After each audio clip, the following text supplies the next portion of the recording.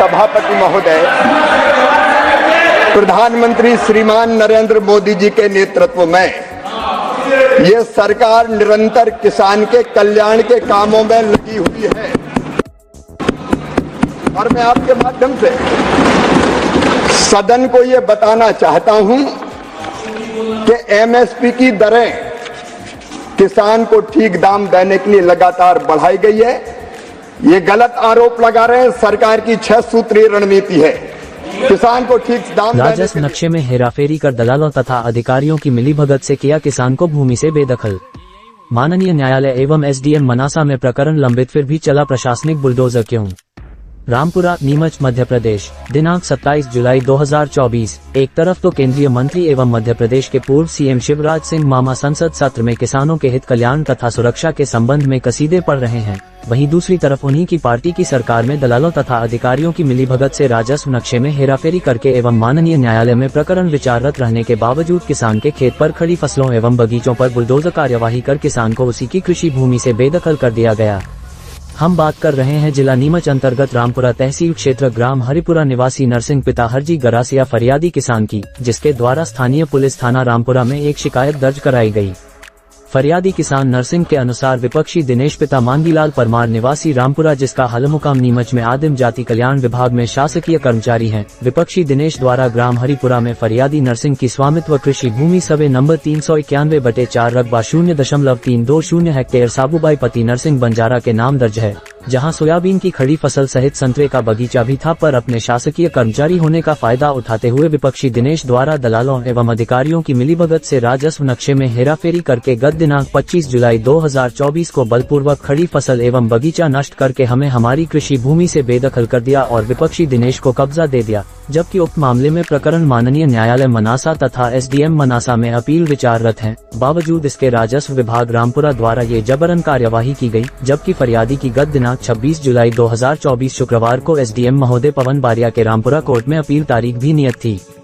फरियादी नरसिंह का ये भी कहना है कि उक्त कृषि भूमि पर हमारे बुजुर्ग वर्षों से खेती करते आ रहे तथा सन 2006 में ये भूमि हमने खरीद ली थी। ये भी बताया कि विपक्षी दिनेश के पिता मांगीलाल परमार पूर्व में राजस्व विभाग के कर्मचारी रह चुके हैं तथा दिनेश द्वारा हमारे पड़ोसी अन्य किसानों को भी अधिकारियों और दलालों की मिलीभगत से राजस्व नक्शे में हेराफेरी कर बेदखल किया है तथा पश्चात दलालों द्वारा हमारी भूमि ऊंचे दाम में हमें ही खरीदने के लिए ऑफर भी दिया गया। वहीं उक्त मामले में क्षेत्र के जिम्मेदार अधिकारी तहसीलदार रामपुरा मुकेश निगम चुप्पी साधे बैठे हैं। आखिर क्यों?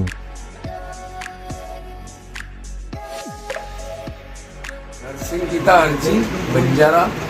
कहाँ रहते हैं आप? गांव हरिपुरा। क्या हुआ आपके साथ?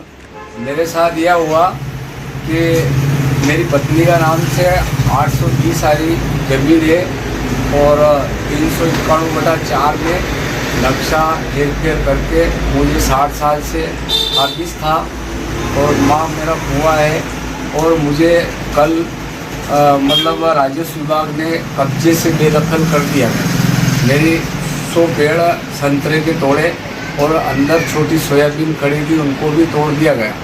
कब्जा किसने करा आपकी ज़मीन पर? मेरी ज़मीन पे कब्जा आदिम जाति कल्याण विभाग में नौकरी करता है दिनेश पिता मांगीलाल परमार।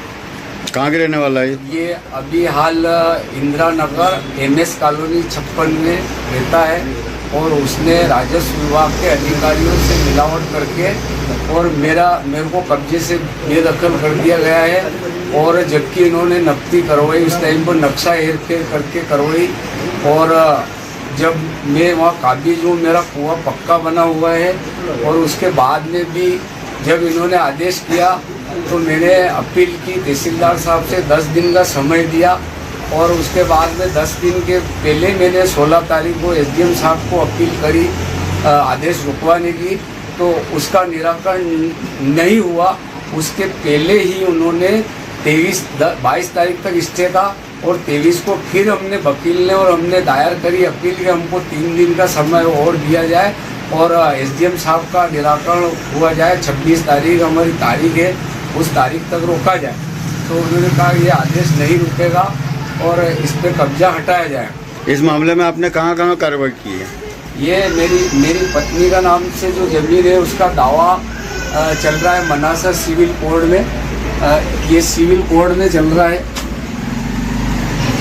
सिविल कोर्ट में चल रहा है और उसका निराकरण नहीं हुआ।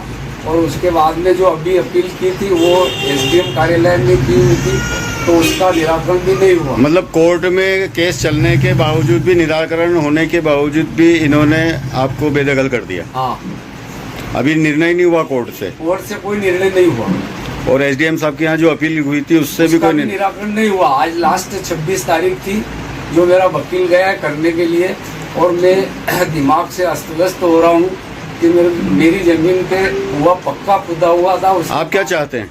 मैं चाहता हूँ मेरे साथ न्याय हो और नक्शा में सुधार हो, और मेरा 60 साल का कब्जा हटा दिया गया है।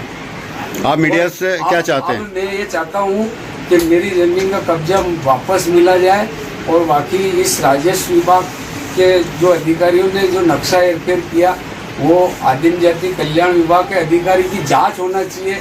और वो पैसे वाले एक गरीब किसान को बेदखल कर दिया गया, और जिस अधिकारी को जो पैसे वाला है जिसको 80,000 90,000 की तनख्वाह मिलती है, उस अधिकारी को उन्होंने लाभ दिया और हमको बेदखल किया। बाकी 1-1.5 महीने पहले मैं कलेक्टर महोदय के यहाँ मैंने जन सुनवाई में आवेदन दिया था। उस आवेदन को यहाँ रामपुरा तहसील में वो फाइल आई, मेरे को तहसीलदार साहब ने बुलाया कि तुम्हारे कोर्ट के दस्तावेज पेश करो। तो मैंने कोर्ट के दस्तावेज पेश किए, उसके बावजूद भी उन्होंने मेरी आज दिन तो कोई सुनवाई नहीं हुई और कब्जे से बेदखल कर दिया।